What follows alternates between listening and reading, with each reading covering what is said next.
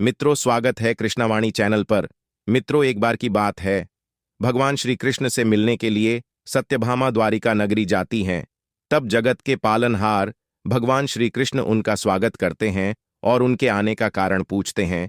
तब सत्यभामा कहती हैं, हे प्रभु, आप तो सर्वज्ञ हैं, सब कुछ जानते हैं।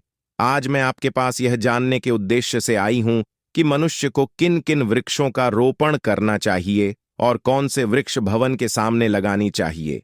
किन वृक्षों का रोपण करने से दरिद्रता दूर होती है तथा शत्रु रोग, भयभूत पिशाच आदि संकटों से बचने के लिए कौन से वृक्ष भवन की सीमा में लगाने चाहिए। तब भगवान श्री कृष्ण मुस्कुराते हुए कहते हैं, हे सत्यभामा, तुमने आज समस्त मानव जाति के कल्याण हेतु अत्यंत महत्वपूर्ण प्रश्न किया है। इस संसार में वृक्षों का बहुत ही बड़ा योगदान है। वृक्ष सदा ही पूजनीय है, किंतु आज तुमने बहुत ही सुंदर प्रश्न किया है। भवन की सीमा में वृक्षों को लगाना बहुत ही शुभ फल प्रदान करता है। वृक्ष तथा पौधे भवन की सुंदरता को बढ़ाते अवश्य है, साथ ही यह वातावरण को शुद्ध भी रखते हैं। वृक्षों से सकारात्मक ऊर्जा का संचार होता है, जो मनुष्य के जीवन के लिए अत्यंत ही आवश्यक होती। वृक्ष नकारात्मकता को कम करके वातावरण को अधिक सकारात्मक बनाने का कार्य करते हैं। घर के सामने शुभ पेड़ पौधे लगाने से घर में सुख समृद्धि आती है। साथ ही यह पेड़ पौधे कई प्रकार के वास्तु दोषों को नष्ट करते हैं। घर के आंगन में खड़े वृक्ष देवताओं के समान घर की रक्षा करते हैं। हे सत्यभामा, भवन के पास कौन से पौधे लगाने चाहिए और कौन से नहीं, इसके बारे में बताने से पूर्व मैं तुम्हें एक कथा के माध्यम बताता हूं, जिससे तुम्हें समझ में आ जाएगा कि वृक्षों का तथा पेड़ पौधों का भवन के पास लगाना कितना शुभ होता है और कौन से पौधे भवन के पास लगाने से दुख एवं दरिद्रता आती है। तब सत्यभामा कहती हैं, जी प्रभु, वह कथा मुझे जल्द ही सुनाइए। तब श्री कृष्ण कहते हैं, जो भी मनुष्य इस कथा का श्रवण करता है, उसके 101 पाप नष्ट हो जाते हैं और उसकी दरिद्रता का नाश होता है। तब सत्यभामा कहती है, हे नाथ, मैं इस कथा को अवश्य ही ध्यानपूर्वक पूरा सुनूंगी, कृपया मुझे वह कथा सुनाइए। तब श्री कृष्ण कहते हैं, बहुत पहले की बात है। मध्य देश में एक अत्यंत शोभायमान नगरी था। उस नगर में धनेश्वर नाम का वैश्य अपनी पत्नी सुमति के साथ निवास करता था। धनेश्वर भगवान विष्णु का बहुत बड़ा भक्त था और वह नित्य भगवान विष्णु की पूजा करता था। धनेश्वर की पत्नी भी सुशील और गृह कार्य में दक्ष थी। घर में धन धान्य की कोई कमी नहीं थी। भगवान की कृपा से उसके पास सब कुछ था। इस प्रकार से अनेक दिन बीत जाने के पश्चात धनेश्वर की पत्नी उसने अपने आंगन में कुछ वृक्षों का रोपण किया और नित्य उन वृक्षों को जल चढ़ाकर उनकी सेवा करने लगी। किंतु धनेश्वर की पत्नी को वृक्ष रोपण का ज्ञान नहीं था। जो वृक्ष अशुभ होते हैं, उन्हीं वृक्षों का रोपण उसने अपने घर के आंगन में कर दिया, जिस कारण से उस वैश्य धनेश्वर को व्यापार में काफी सारा घाटा होने लगा और पति पत्नी में बार बार क्लेश होने लगा। उन दोनों के जीवन में अनेक कठिनाइयां आने लगीं। धनेश्वर का सारा व्यापार डूब गया और उसका सारा धन भी नष्ट हो गया। अब धनेश्वर के पास अनाज भी खरीदने के लिए पैसे नहीं थे। वे भूखे ही रहने लगे। उसकी पत्नी अपने पति को कोई काम करने के लिए कहती। फिर धनेश्वर काम मांगने के लिए गांव में घूमने लगा, लेकिन उसे कहीं पर भी काम नहीं मिला। उसने आकर अपनी पत्नी से कहा, हे भद्रे, मुझे तो कोई भी काम नहीं दे रहा है। अब मैं कहां पर काम खोजने जाऊं? वे दोनों ही पूरी तरह से हतबल हो गए थे। दोनों के पास भी उद्योग करने के लिए कुछ नहीं था। धनेश्वर ने अपनी पत्नी के सारे गहने भी बेच डाले और जो कुछ भी अन्न मिला उसी से पेट भर लिया। इस प्रकार से अशुभ वृक्ष लगाने के कारण दोनों के ही जीवन में घोर दरिद्रता और संकट आने लगे, किंतु वे दोनों ही इस बात को नहीं जानते थे। फिर एक दिन एक आर्षि महात्मा धनेश्वर के घर पर पधारे। उन्हें देखकर धनेश्वर उन्हें प्रणाम करता है और कहता है, हे ऋषि महाराज, कहिए, मैं आपकी क्या सहायता कर सकता हूं? वे साधु महाराज कहने लगते हैं, हे पार्थ, मैं तीर्थ यात्रा पर निकला था। विश्राम करने के लिए कोई स्थान खोज रहा था। यदि आपको कोई कष्ट ना हो तो मुझे अपने घर में स्थान दे दो। मैं अनेक दिनों से भूखा हूं। कुछ भोजन भी प्राप्त हो जाए तो बड़ी कृपा होगी। साधु महाराज के ऐसे वचन सुनकर वह धनेश्वर कहने लगा, हे साधु महात्मा, आप अवश्य ही कोई पुण्यात्मा दिखाई पड़ते हैं। आपके मुखमंडल पर बहुत तेज है। आपकी सेवा करने का मुझे सौभाग्य मिल रहा है। आपकी सेवा करके मुझे बड़ा आनंद मिलेगा। कृपा करके आप घर के अंदर चलिए। फिर वह साधु महाराज उस धनेश्वर के घर के अंदर जाते हैं और विश्राम करने लगते हैं। धनेश्वर उन साधु महाराज की बड़ी सेवा करता है, किंतु उसके पास अन्न का एक दाना नहीं होता है। तो वह अपनी पत्नी से कहता है, हे प्रिय, आज हमारे घर पर जो साधु महात्मा आए हैं वे बड़े पुण्यवान दिखाई पड़ रहे हैं। हमें उनके भोजन के लिए कुछ उपाय करना है। मैं गांव में जाकर किसी से थोड़ा सा धन मांग कर लाता हूं। इतना कहकर वह धनेश्वर गांव में एक सेठ के घर पर जाता है और उस सेठ से थोड़ा सा धन देने की विनती करता है, किंतु वह सेठ उस वैश्य को धन देने से इनकार करता है और कहता है, तुम्हारे पास तो फूटी कौड़ी नहीं है, तुम मेरा धन कैसे वापस करोगे? धनेश्वर कहता है, हे सेठ, कृपा करके आप मुझे थोड़ा सा धन दीजिए, मैं जल्दी ही आपको लौटा दूंगा। यदि मैं धन नहीं लौटा पाया, आप मेरा घर ले लीजिए। धनेश्वर की बात सुनकर उस सेठ को उस पर थोड़ी दया आती है और वह उसे धन देते हुए कहता है, हे वैश्य, यदि तुमने धन नहीं लौटाया तो तुम स्वयं ही मुझे अपना घर सौंप देना। धनेश्वर कहता है, हे सेठ, मैं वचन देता हूं, यदि मैंने धन नहीं लौटाया तो मैं आपको मेरा घर सौंप दूंगा। फिर धनेश्वर उस सेठ से धन लेकर बाजार से दूध, चावल, सब्जी, आटा, शक्कर आदि चीजें खरीद लेता है और लौटकर अपने घर आ जाता है। फिर वह अपनी पत्नी से कहता है, हे प्रिय, तुम उन साधु महात्मा के लिए भोजन बनाओ। फिर धनेश्वर और पत्नी भोजन बनाती है और उन साधु महात्मा को भोजन कराते हैं। इस प्रकार से उस धनेश्वर की भक्ति और निष्ठा को देखकर वे साधु महाराज बहुत प्रसन्न हो जाते हैं। वे जाते जाते उस धनेश्वर से कहते हैं, हे वैश्य, मैं तुम्हारी भक्ति और आदर सम्मान से अत्यंत प्रसन्न हूं। तुम्हारी जो भी इच्छा है मुझे बताओ, मैं अवश्य पूरा करूंगा।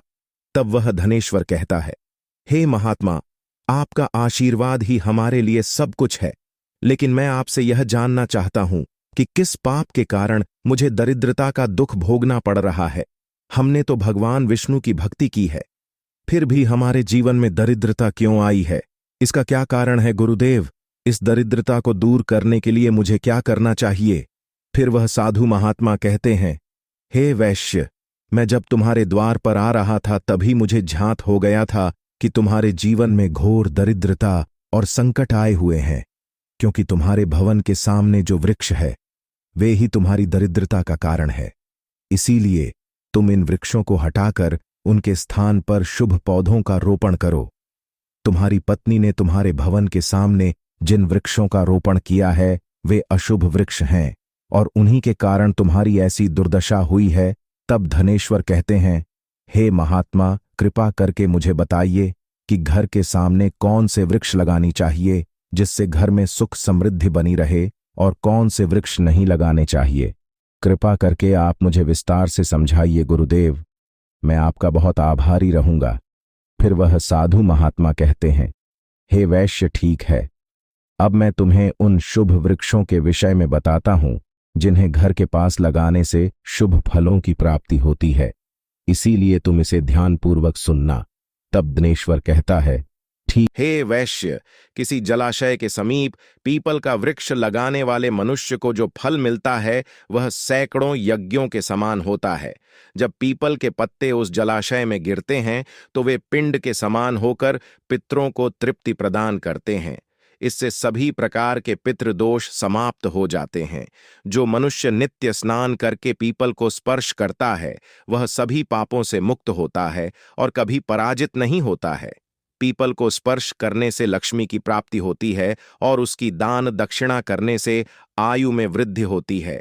हे वैश्य, पीपल की जड़ में श्री विष्णु, तने में शिवजी और अग्रभाग में ब्रह्मा जी स्थित रहते हैं।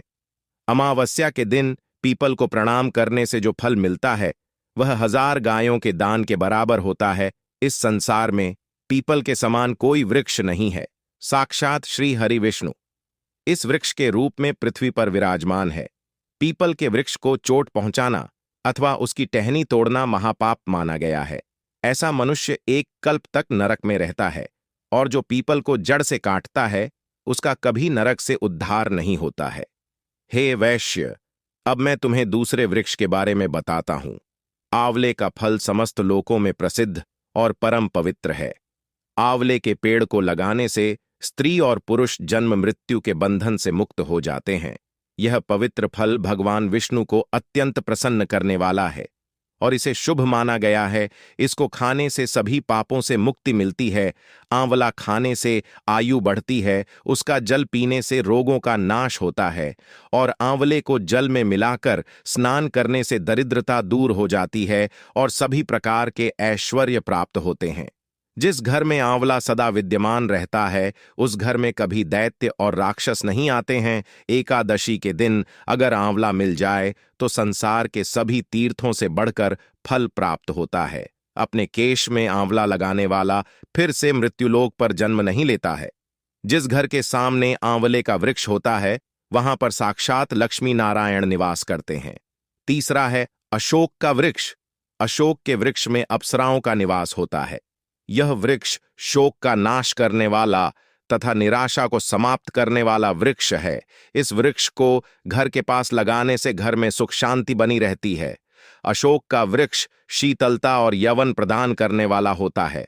मां लक्ष्मी ने जब देवी सीता के रूप में अवतार लिया था तब रावण द्वारा अपहरण करने के बाद उनका वास अशोक वाटिका में था। अशोक के वृक्ष ने मां सीता की बहुत सेवा की थी। इसीलिए मां सीता ने अशोक वृक्ष को यह वरदान दिया था कि जिस भी स्थान पर यह वृक्ष होगा वहां पर उनका सदैव ही निवास होगा। चौथा है पाकड़ का वृक्ष। प्रत्येक मनुष्य को पाकड़ का वृक्ष अवश्य लगाना चाहिए।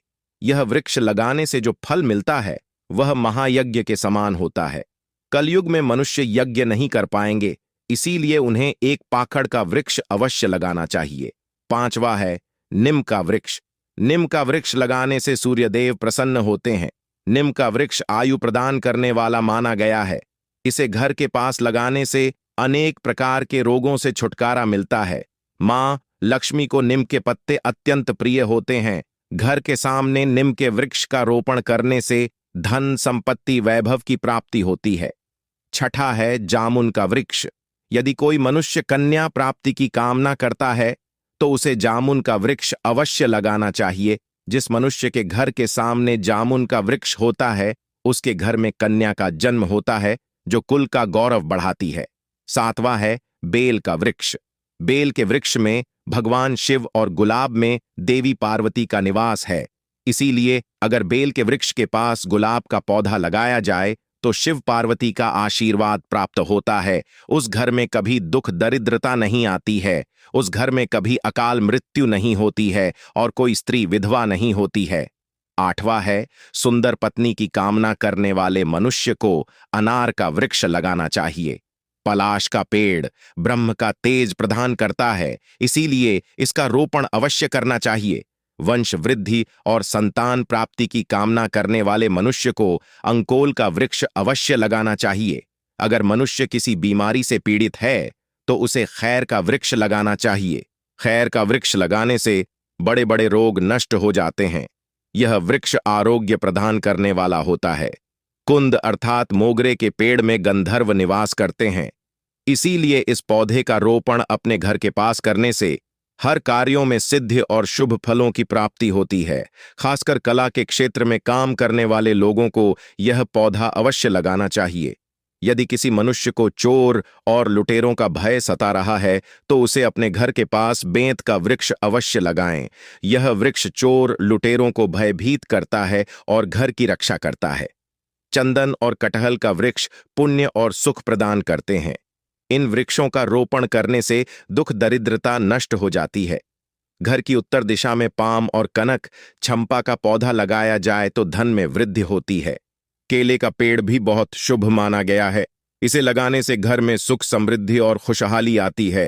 केले के पेड़ में भगवान विष्णु का वास होता है, इसीलिए घर में केले का पेड़ होने से घर में धन की कमी नहीं होती है। इस पौधे की उत्पत्ति समुद्र मंथन के समय हुई थी और मां लक्ष्मी भी समुद्र मंथन से ही प्रकट हुई है, इसीलिए पारिजात के पौधे का बहुत अधिक महत्व है।